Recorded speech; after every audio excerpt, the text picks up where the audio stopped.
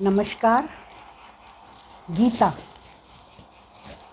गीता का उपदेश हमें ये बताता है कि हम सब एक आत्मा है और ये जीवन जो हमें मिला है अपने अच्छे से अच्छे गुण को बाहर निकालने के लिए ये जीवन हमको मिला है।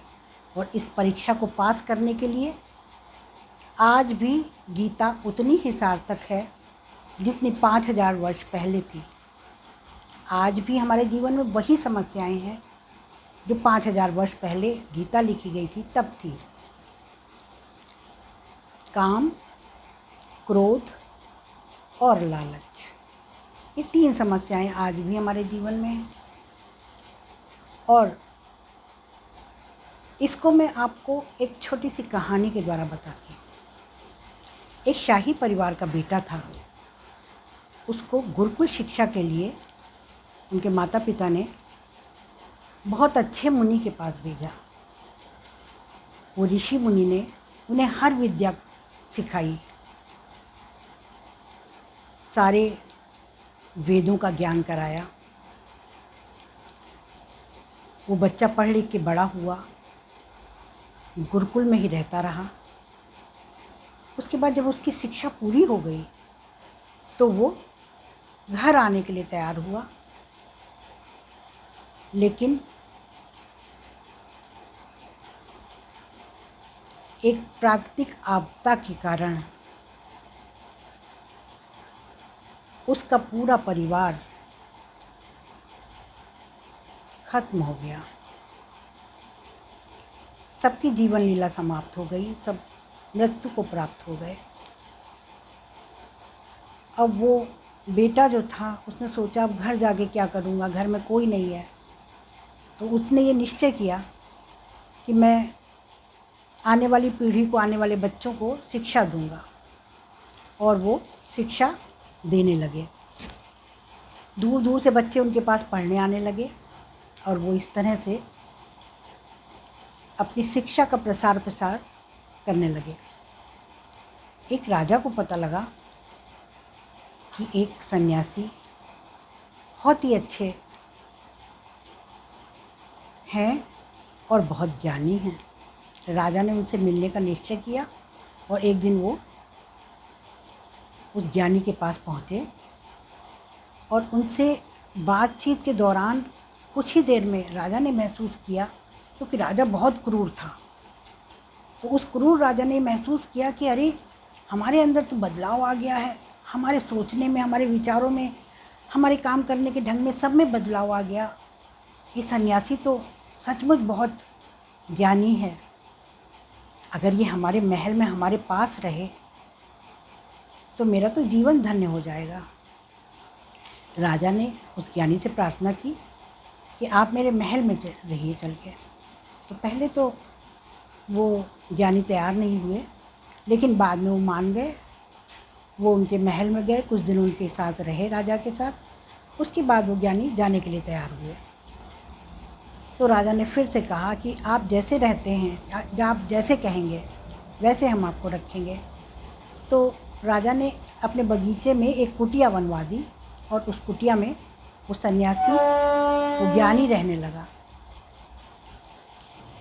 और राजा उसकी हर व्यवस्था पूरी करता, हर जो भी वो कहता वो सब कुछ राजा पूरी करता। उसके खाने पीने, रहने, और उस ज्ञानी को बहुत सम्मान देते हैं राजा।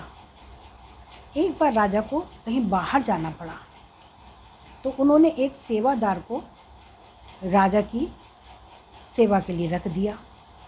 राजा चले गए। सेवादार ने भी उसका बहुत ध्यान रखा, उस ज्ञानी का। लेकिन कुछ ही दिनों में सेवादार जो था वो बीमार पड़ गया और उस ज्ञानी के भोजन की व्यवस्था नहीं हो पाई। जब राजा लौटा तो वो सन्यासी, वो ज्ञानी राजा से बहुत क्रोधित हुए कि बताइए, खाने का कोई प्रबंध नहीं था, आपने मुझको यहाँ पे रोका हुआ है।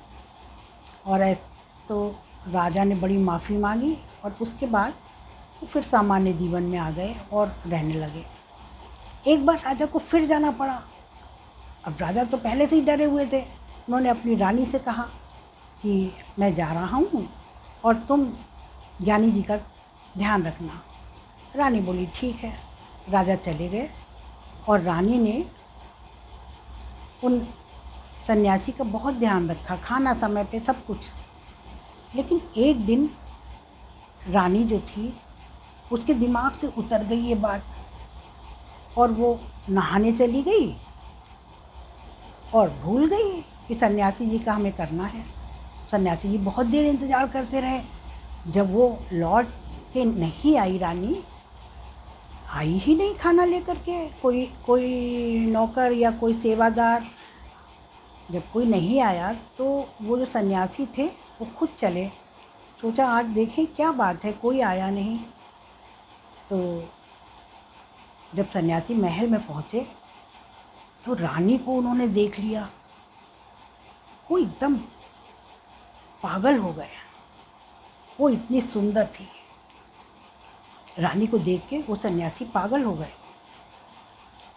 मोह में पड़ गए, लौट आए अपनी कुटिया में, चुपचाप लेट गए और रानी के विषय में सोचने लगे। एक दो दिन में राजा जब लौटे तो देखा कि वो सन्यासी बहुत दुर्बल हो गए। राजा ने कहा, अरे आप तो बहुत दुर्बल हो गए हैं।